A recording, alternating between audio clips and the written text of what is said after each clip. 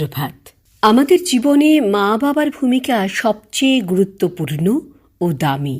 মা বাবা না থাকলে পৃথিবীর আলো দেখা হতো না, এই সুন্দর প্রকৃতির সাথে পরিচয় ঘটত না, এত সুন্দর একটা জীবন পেতাম না।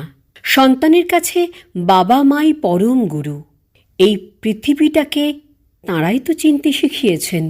মায়ের আদর, যত্ন আর স্নেহের আঁচল সব বিপদ আপদ থেকে রক্ষা করে যায় স্বার্থহীনভাবে। মা তো উজাড় করে শুধু দিয়ে যান, বিনিময়ে মা ডাকটা ছাড়া আর কিছুই চান না কোনো দিন।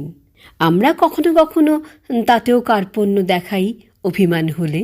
ছোট থেকে বড় হওয়া তো ওই ভরসার হাত দুটি ধরেই। মন খারাপের দিনে মায়ের হাতটা কপাল স্পর্শ করলে সকল জ্বালা জুড়িয়ে যায় এক নিমেষে। ছোট ছোট সম্পর্কের বাঁধন, সঠিক চরিত্র গঠন, ভালো মন্দের বোধ বুদ্ধি সম্পর্কে সচেতন করে তোলেন আমাদের মা বাবা। আমাদের বাবা আমাদের জীবনের সবচেয়ে বড় স্তম্ভ। আমাদের শিক্ষা দীক্ষা, ভালো মন্দ দেখার ভার যে তার কাঁধেই। আমাদের সুখে রাখতে, ভালো রাখতে মাথার ঘাম পায়ে ফেলে জীবন যুদ্ধ চালিয়ে যায় হাসি মুখে। যত বড় ঝড়ঝাপটা আসুক না কেন, শক্ত খুঁটি হয়ে আগলে রাখেন সন্তানদের। এতটুকু আঁচ আসতে দেন না তাদের সন্তানদের ওপর।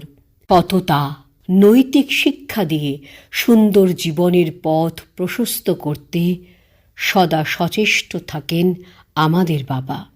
বাবা মায়ের মতো করে আমাদের ভালো আর কেই বা চাইতে পারে? আচ্ছা, মা বাবার যে এই ঋণ, এ কি কোনোদিন শোধ করা যায়? জুন মাসে প্রত্যুষার বিষয় ভাবনায় রয়েছে মা বাবার ঋণ কি শোধ করা যায়?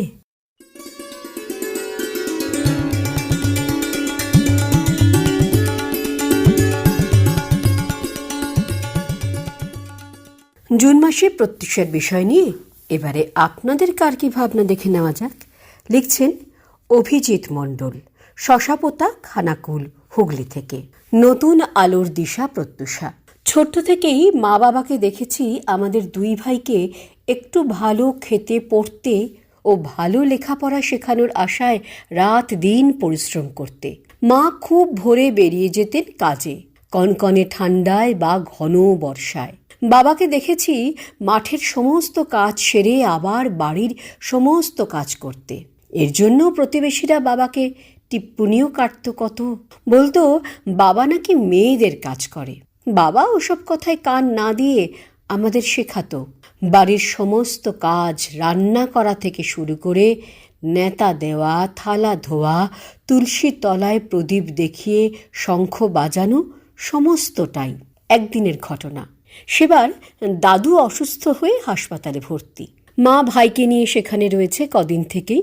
কিছুদিন পর আমার পরীক্ষা, তাই আমি মায়ের সঙ্গে যেতে পারিনি।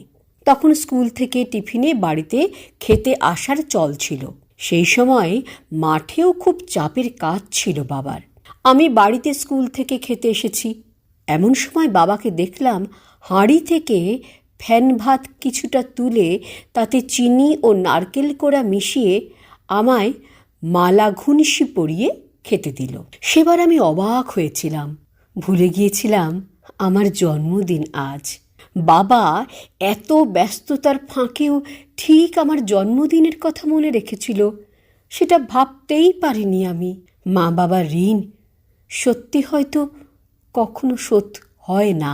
বন্ধু প্রত্যুষা, তোমার এই মাসের বিষয়ে মা বাবার ঋণ কি শোধ করা যায়? এই প্রশ্নের উত্তরের আগে আমার একটা প্রশ্ন আছে। আচ্ছা, বাবা মা কি কখনো সন্তানদের ঋণী করতে পারে? এখন আমি বাবা হয়েছি, সেই দৃষ্টিভঙ্গি থেকে বলছি, আমার মনে হয় বাবা মা কখনোই সন্তানদের ঋণী করে না। কারণ আমি আমার সন্তানদের ভালো স্কুলে, ভালো টিউটরের কাছে পড়াতে পারি না, তবুও ওরা আশানুরূপ ফল করে পরীক্ষায়। এখনও ওরা সপ্তাহে 2 দিন গান শিখতে যায় 10 কিলোমিটার সাইকেল চড়ে। আমি কি ওদের ঋণী করব? উল্টে ওদের কাছে আমি যে ঋণী, লিখেছেন অভিজিৎ মণ্ডল, শশাপাতা, খানাকুল, হুগলি থেকে।